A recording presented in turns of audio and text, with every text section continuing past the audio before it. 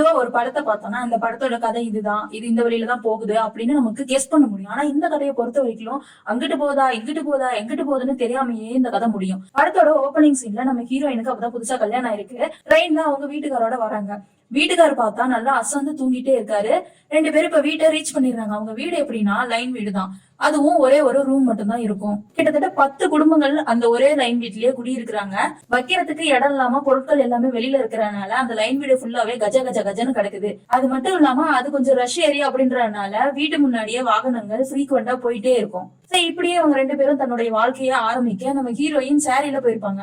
சரி, அந்த சாரியை வந்து மாத்திக்கலாம் அப்படின்னு சொல்லிட்டு பின்னுக்கு கழட்டும் போது நம்ம ஹீரோயினோடைய ஹஸ்பண்ட் ஹீரோன்னு வச்சுக்கலாம். சோ அவர் என்ன பண்றாருன்னா திடீர்னு எந்திரிச்சு சருட்டுன்னு வெளியில ஓடி போயிடுறாரு. இவளுக்கும் ஷாக்கு. என்னடா இது, நம்ம கணவர் நம்ம ட்ரெஸ் மாத்துறப்போ திடீர்னு வெளியில போறாரு, ஒரு மேல கூச்சமா இருக்கும் அப்படின்னு சொல்லிட்டு அவங்க நைட்டியை மாத்திட்டு படுத்துறாங்க. இப்போ உள்ள ஹீரோ வராரு.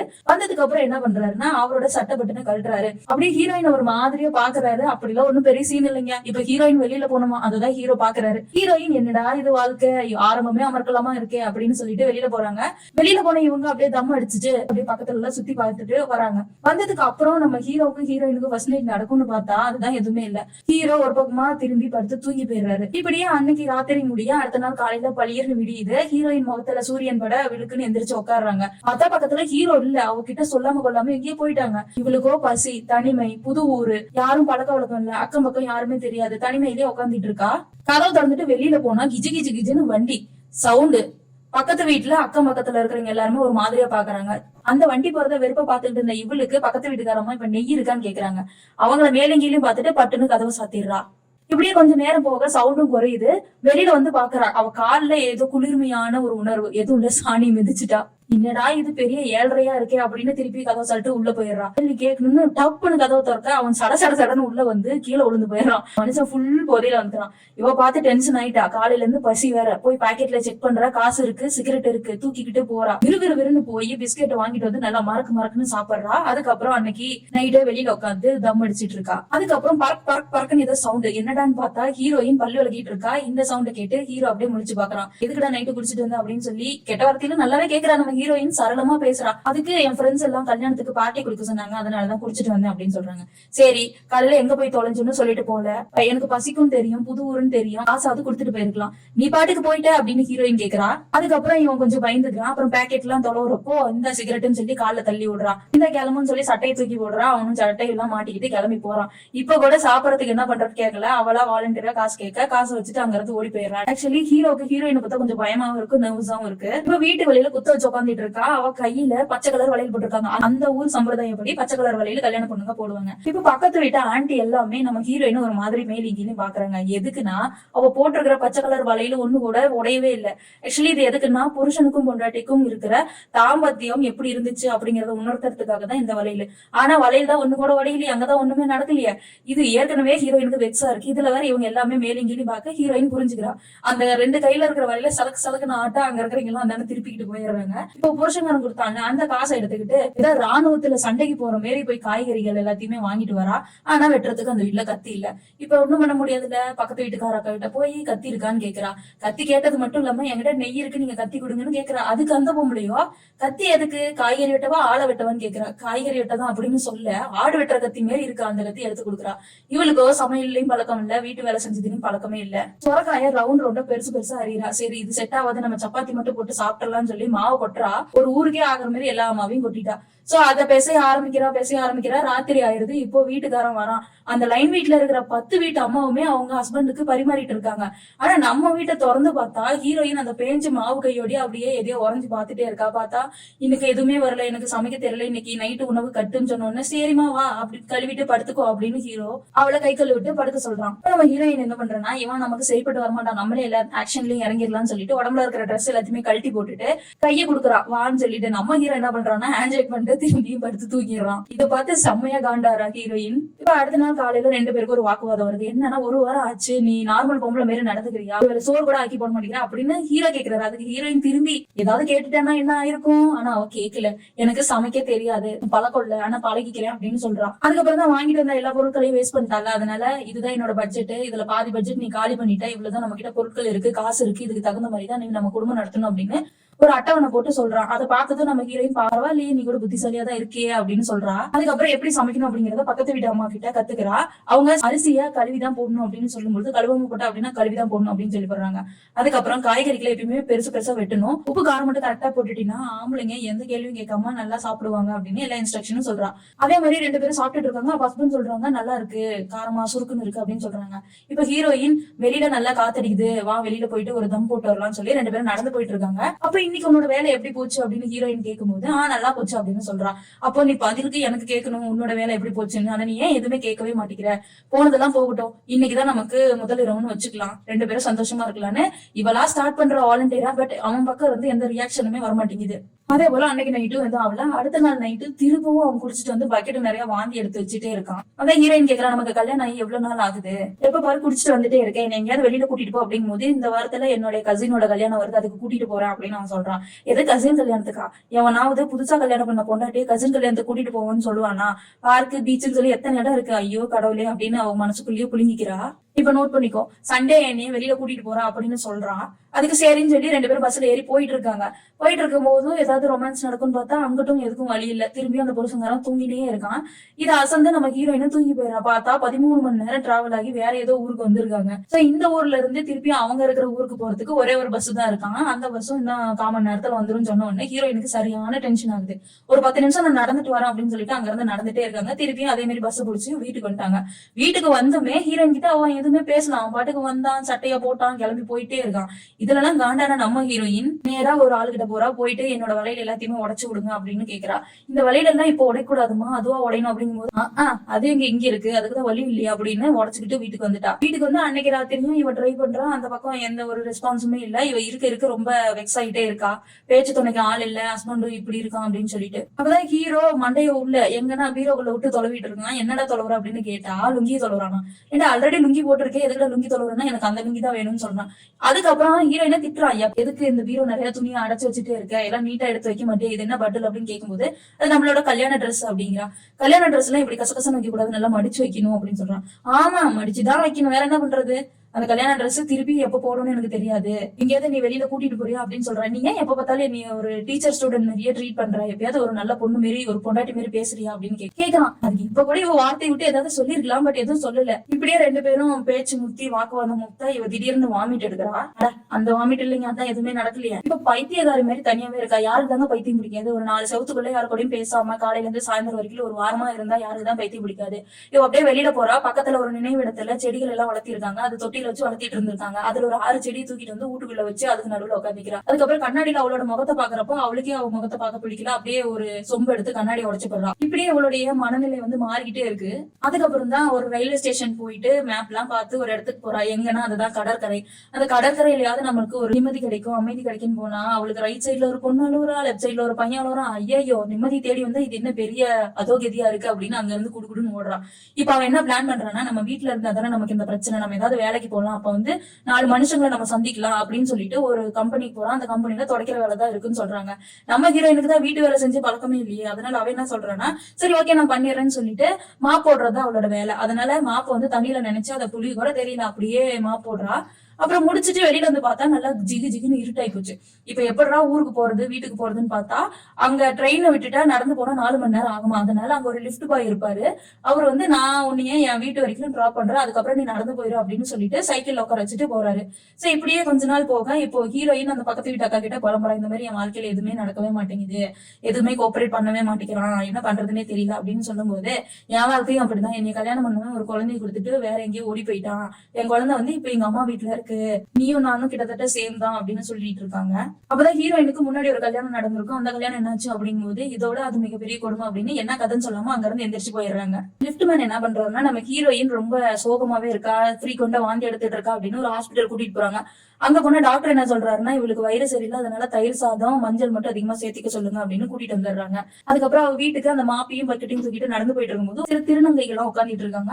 அவங்க நம்ம ஹீரோயின் பார்த்து, நீ நல்லா பளபளன்னு வெண்ணிலா மாதிரி இருக்க, என்ன சோப் போடுறன்னு கேட்க இவ பயத்துல ஓடி வந்துடுறா. இப்போ ஹீரோயின் பக்கத்து வீட்டு அக்கா கிட்ட பேசிட்டு இருக்கா. அவங்க ஊருக்கு கிளம்பிட்டு இருக்காங்க. அவங்க பையனுக்கு லீவா, அதனால ஊருக்கு போய் இருந்துட்டு வரேன் அப்படின்னு சொல்லிட்டு இருக்காங்க.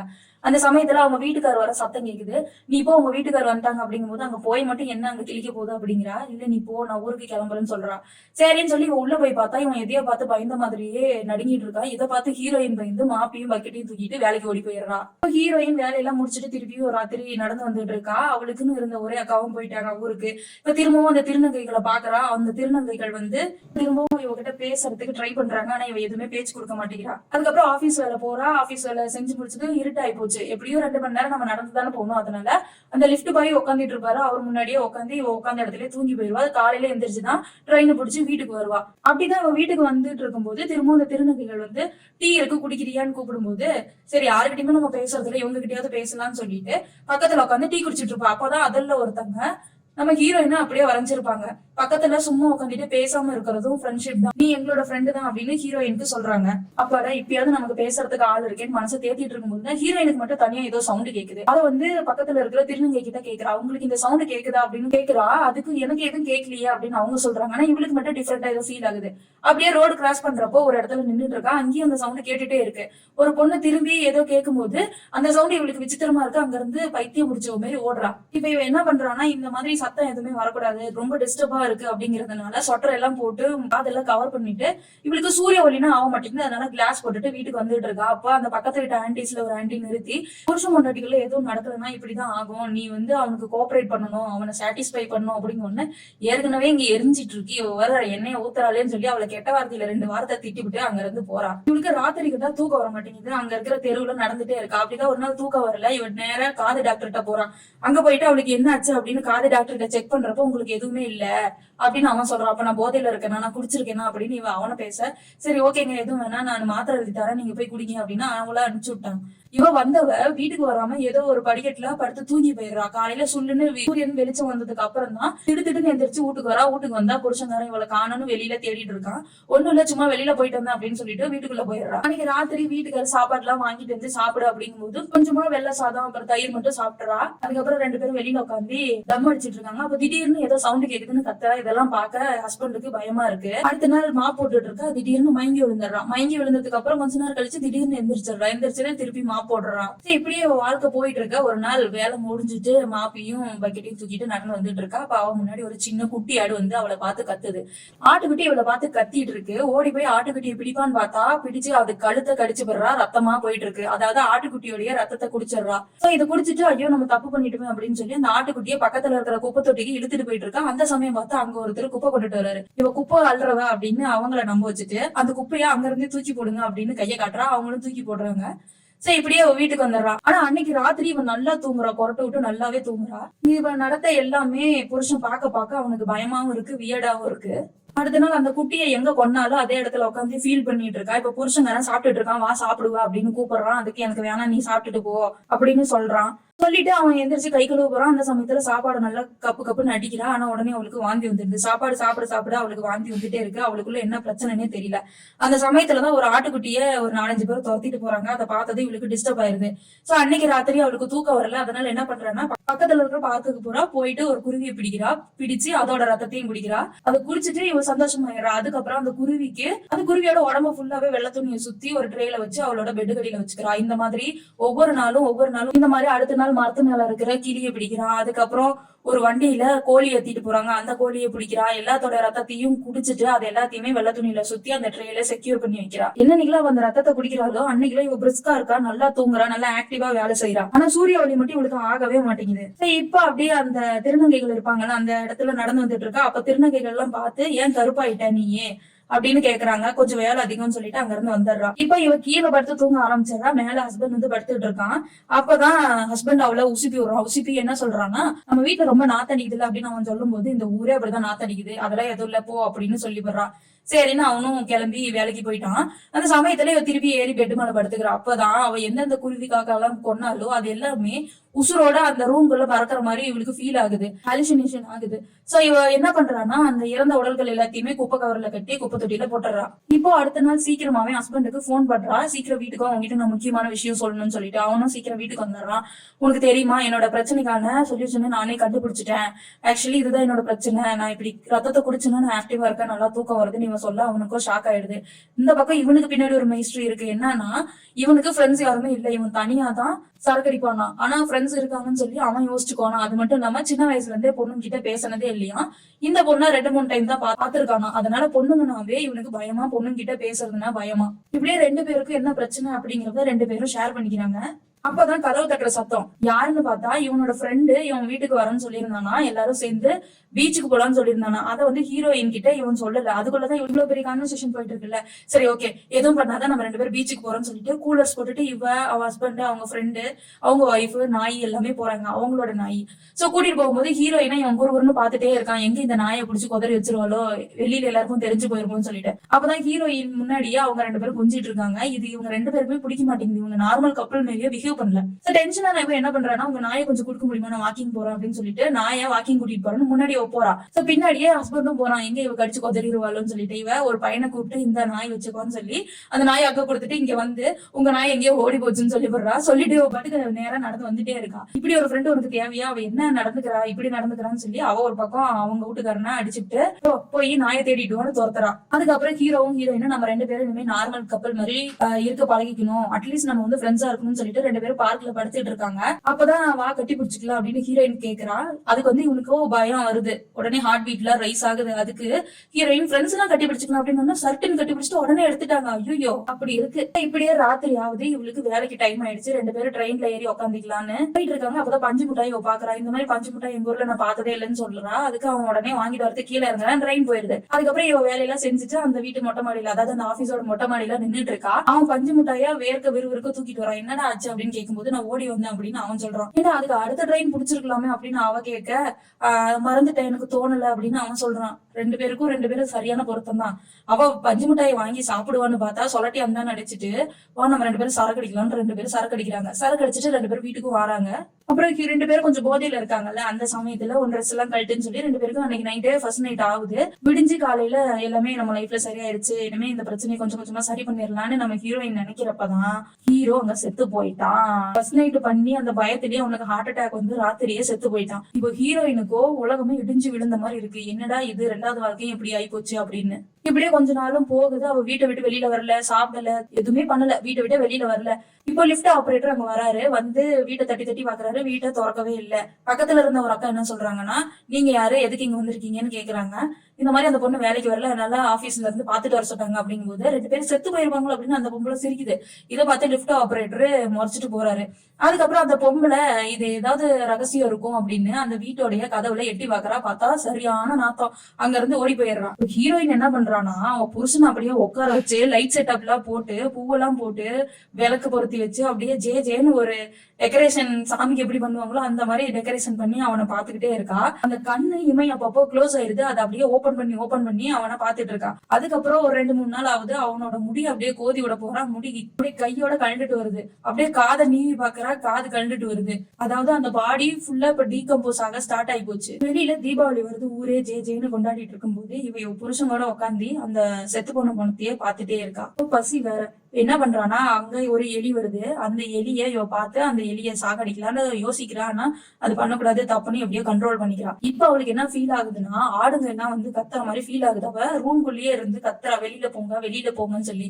பக்கத்து வீட்டுக்காரங்க எல்லாருமே இவ சூனியம் பண்றா வீட்டுல இருந்து அப்படின்னு நினைச்சிட்டு மாந்திரிக தாந்திரிக கயிறுகள் எல்லாத்தையுமே அவ வீட்டு முன்னாடி கட்டுறாங்க. சரி, இவ ராத்திரி என்ன பண்றான்னா, அந்த ஆடுகளை இவதான் இமேஜினேஷன்ல அந்த ஆடுகள் வந்து கத்துற மாதிரி இருக்குல்ல, அந்த ஆடுகளை புடிச்சிட்டு வந்து வெளியில காட்டுல விட்டுட்டு போற மாதிரி ஃபீல் பண்ணி ஒரு காட்டுக்கு போயிட்டு வரா. போயிட்டு ரிட்டர்ன் வரும்போதுதான் அந்த பக்கத்து வீட்டுக்கார பொம்பளை இவ பின்னாடியே வீட்டுக்குள்ள போயிடுறான். அவளை பார்த்ததும் ஹீரோயினுக்கு ஷாக் இல்ல, அந்த பொம்பளைக்கு தான் பயம். ஏன்னா அங்க டெக்கரேட் பண்ணி புருஷங்காரன் உட்காந்துட்டு இருக்கான்ல, நான் இதை பத்தி வெளியில சொல்ல மாட்டேன்னு சொல்றா. இருந்தாலுமே அவளை கடிச்ச ஒரு ரத்தத்தை உரியலாம் தான் இவனுக்கு தோணுது. ஆனா அவ பண்ணவே இல்ல. அது எல்லாத்தையுமே கண்ட்ரோல் பண்ணிட்டு ஒரு கட்டையை எடுத்து மண்டைய பொழந்துடுறா. அவ அங்கேயே ஸ்பாட் அவுட். இப்பதான் பக்கத்து வீட்டுல சவுண்ட் வருது. பக்கத்து வீட்டுக்கார அக்கா வந்துருச்சு. அந்த அக்கா என்ன சொல்லுதுன்னா, ஊர்ல என்னென்னமோ உன்னை பத்தி சொல்றாங்க, ஆனா அது எதுவுமே நான் நம்ப மாட்டேன் அப்படின்னு அவங்க சொல்றாங்க. சரி எனக்கு ஒரு உதவி பண்ணுங்கன்னு சொல்லி ஒரு ரம்பத்தை மட்டும் கேக்குறான். அந்த ரம்பத்தை வாங்கி அந்த பொண்ணு இறந்து போச்சு இல்ல, அந்த பொண்ணோட பார்ட்ஸ பீஸ் பீஸா வெட்டி அதை கொண்டுட்டு போய் அந்த காட்டுல போடுறா. அங்க வந்து அவளோட இமேஜினேஷன்ல அந்த ஆடுகள் வந்து அந்த கறியை சாப்பிடுற, அந்த பொண்ணோட கறியை சாப்பிடுற மாதிரி இவளுக்கு ஃபீல் ஆகுது. இப்போ இவங்க வீட்டுக்காரோட பாடி தான் ஃபுல்லா டீகம்போஸ் ஆக ஆரம்பிச்சிருச்சுல, அதுக்கு ரிச்சுவல்ஸ் எல்லாம் பண்ணணும் அப்படின்னு சொல்லிட்டு பூவெல்லாம் ஒரு கருப்பு பெயிண்டுக்குள்ள முக்கி அந்த பாடி மேல வச்சு அதெல்லாம் ரேப் பண்ணி ஏதோ ஒரு சாங்கிய மாதிரி பண்றா. பண்ணிட்டு அங்க திருநங்கைகள் இருப்பாங்களா, அவங்க கிட்ட போய் ஹெல்ப் கேட்கறா. இந்த மாதிரி வந்து டிஸ்போஸ் பண்ணும் அப்படிங்கிறதுக்காக வேன் டிரைவர் கிட்ட சொல்லி கொஞ்சம் தூரம் கூட்டிட்டு போனா அவன் பாதி வழியில நிறுத்தி இதுக்கு மேல என்னால கூட்டிட்டு போக முடியாதுன்னு சொல்றான். என் கையை வேணா பிடிச்சிக்கிறியா அப்படிங்கும் போது அவத்தியா நடுரோட்லயே அந்த பணத்தையும் இவளையும் இறக்கி விட்டுட்டு அவன் போயிடறான். சரி எங்க இருந்து இவளுக்கு ஒரு ட்ராலி கிடைக்கும். அந்த ட்ராலில அந்த பணத்தை வச்சுட்டு அப்படியே போறா. போயிட்டு ரோட்டு மேல ஒரு கடற்கரை ஓரமா அந்த பணத்தை வச்சு எரிச்சிட்டு அப்படியே உட்காந்துட்டு இருக்கா. விடிஞ்சு போயிடுது. விடிஞ்சதுக்கு அப்புறம் அங்க ஒரு அகோரி வராரு. அவருடைய உடம்பு ஃபுல்லா இவங்க புருஷனுடைய சாம்பல் வந்து பூசி விட்டுறாரு. பூசி விட்டுட்டு இவ என்ன பண்றான்னா அந்த ஒரு டப்பால அந்த சாம்பல் எடுத்துட்டு அங்க இருந்து கிளம்பி வரா. அந்த சமயத்துலதான் இவளுக்கு மயக்கம் வருது. மயக்கம் வந்த உடனே அப்படியே ரோட்ல விழுந்து போயிடுறா. அந்த டப்பாவும் பக்கத்துலயே விழுந்து போயிருது. அதுக்கப்புறம் கண்ணு முழிச்சு பார்த்தா மூக்கு ஃபுல்லா ரத்தம். ஏதோ ஒரு புத்த துறவிகள் இருப்பாங்களா, அந்த இடத்துக்கு அவங்க கூட்டிட்டு போயிருப்பாங்க. இவங்கிட்ட சொல்றாங்க, நீ எவ்வளவு நாள் வேணா இங்க இருக்கலாம் அப்படின்னு சொல்லிட்டு, தாவரங்கள் மட்டும் தான் சாப்பிடுவோம், விலங்குகள் எல்லாம் கொல்ல மாட்டோம் அப்படின்னு சொல்றாங்க. ஆனா நம்ம ஆளுதான் விலங்குகளை மட்டும் சாப்பிடறவள, அதுவும் சுத்தமான பியூரான ரத்தத்தை தானே குடிப்பா. சரி நான் நாளைக்கு காத்தாலாம் போயிடுறேன் அப்படின்னு அவங்க கிட்ட சொல்றா. அவங்க ஒரு ஃபுட்டு கொடுக்குறாங்க. அந்த சமயத்துல அங்க ஒரு காக்காவோ குருவியோ ஏதோ வருது. அதை பார்த்த உடனே இவளுக்கு அந்த உணர்ச்சிகள் எல்லாம் தூண்ட ஆரம்பிக்குது. இருந்தாலுமே அதெல்லாம் கண்ட்ரோல் பண்ணிக்கிறா. அந்த புத்த மதத்தை சார்ந்தவங்க கிட்ட நான் எனக்கு வந்து இந்த மாதிரி கடவுள் மேல நம்பிக்கை இல்லை அப்படின்னு சொல்றா. நாங்களும் அதே மாதிரி தான் அப்படின்னு சொல்றாங்க. அங்க இருக்கிறவங்க எல்லாமே பொண்ணுங்க தான். அவங்களோட வேலைகள் எல்லாமே அவங்களே செஞ்சுக்கிறாங்க. அந்த மாதிரி ஹீரோயினுக்கு மூக்குல எல்லாம் பத்து எல்லாம் போட்டு விடுறாங்க. அதுக்கப்புறம் அவங்களுக்கு எல்லாம் நன்றி சொல்லிட்டு தன்னோட வீட்டுக்கு போலான்னு சொல்லி திரும்புறா. பார்த்தா வீட கொளுத்திட்டு இருக்காங்க. அங்க இருந்து தப்பிச்சு ஓடி வரா. ஓடி வந்தா ஒரு போலீஸ் கிட்டயும் ஒரு ஆளுகிட்டயும் மாட்டிக்கிறா. இவளை அப்படியே நில்லு, அங்கேயே நில்லு, நகராத அப்படின்னு சொல்லும் போது இவ அப்படியே கையை தூக்குறா. பார்த்தா பின்னாடி கம்பத்துல ஏதோ கம்பி உரைச்சி ஷார்ட் ஆயிடுச்சு. அது வந்து பொறி வந்து தப்புனதுனால இவ ஏதோ சக்தியை வெளியில விட்டு, துர்சக்தியை வெளியில விட்டு தான் அது பொரிய வச்சுட்டா. அம்மா தாயா என்ன மன்னிச்சிருன்னு சொல்லி 2 பேரும் காலில் விழ அப்படியே அங்க இருந்து எஸ்கேப் ஆயிடுறா. இப்ப அவ தலையில யாரும் சாக்க போத்தி ஒரு காருக்குள்ள உட்காரிச்சிட்டாங்க. யாரா நீங்க அப்படின்னு திறந்து பார்த்தா பக்கத்து வீட்டுக்காவும் திருநங்கையும் அவங்க உட்காந்துட்டு இருக்காங்க. நீ எப்படியாவது ஹிமாலயாஸ்க்கு போயிரு அப்படின்னு சொல்லிட்டு. ஏன்னா அவங்க ஹஸ்பண்டாவை எரிச்சிட்டு ஒரு டீ கடையில உட்காந்து டீ குடிச்சிட்டு இருப்பான். அந்த சமயத்துல ஒரு துர்சக்தி வச்சிருக்கவன் வந்து ஹிமாலயாஸ்ல ஒரு சண்டை போட்டுருப்பான் ஒரு படத்துல. அதனால அவ ஹிமாலயாஸ் போகணும்னு சொல்லி முடிவு பண்ணிட்டான். சரி நீ அங்க போயிரு அப்படின்னு சொல்லும் போது அந்த ஊர்க்கார ஆளுங்க எல்லாம் கொல்லிக்கட்டையோட இவளை துரத்திட்டு வராங்க. எப்படியாவது இவளை கொல்லணும்னு சொல்லிட்டு டென்ஷன் ஆன இவ காரை நிறுத்துங்க அப்படின்னு சொல்லி காரை விட்டு வெளியில இறங்கி ஜாம்பி பண்ற மாதிரி ஏதோ கையோட ஆக்ஷன் எல்லாம் பண்ணுவா. அதை பார்த்து அவங்க எல்லாமே பயந்து ஓடிடுவாங்க. இவளும் காருக்குள்ள உட்காந்துருவான். ஒரு வழியா இப்ப ஹிமாலயாஸ்க்கு ட்ரெயின் ஏறிட்டா. ட்ரெயின் ஏறினதும் அவ ஆப்போசிட்ல இருந்த ஒரு அம்மா உங்க மூக்குக்கு என்னாச்சு, முகத்துக்கு என்னாச்சு அப்படிங்கும் போது அவங்களை எதையோ திட்டிவிட்டு ஒரு ரெஸ்ட் ரூம் போனா ஃபுல்லா அவளுடைய ட்ரெஸ்ஸையே மாத்திட்டு கருப்பு கலர் சாரி போட்டுக்கிறா, கருப்பு கலர் லிப்ஸ்டிக் போட்டுருக்கா, கருப்பு கலர் பூ வச்சிருக்கா. எல்லாமே அவளோட காஸ்டியூம் ஃபுல்லாவே சேஞ்ச் பண்ணிடுறாங்க. அதுக்கப்புறம் ரயில்ல இருந்து வெளியில எட்டி பார்த்தா அந்த ஆடுகள் இவளை பின்தொடர்ந்து இந்த ட்ரெயின்ல ஓடிட்டு இருக்க மாதிரியே சொல்லிட்டு இந்த கதை அப்படியே முடியுது. இந்த கதையை பத்தி உங்களோட ரிவ்யூ என்ன, இதுல என்ன சொல்ல வராங்க அப்படிங்கறத நீங்க உங்க பாயிண்ட் ஆஃப் வியூல இருந்து சொல்லுங்க. இந்த பொண்ணுடைய எண்ணங்கள் இப்படி மாறதுக்கான காரணம் என்ன அப்படிங்கறத நீங்க சொல்லுங்க. இதுக்கு இந்த நோய்க்கு ஒரு பேரும் இருக்கு. அந்த பேர் என்னங்கறத கீழே கமெண்ட்ல சொல்லுங்க. இந்த வீடியோ உங்களுக்கு பிடிச்சிருந்துச்சுன்னா ஒரு லைக் பண்ணிக்கோங்க. நம்ம சேனலை சப்ஸ்கிரைப் பண்ணிக்கோங்க. தேங்க்யூ.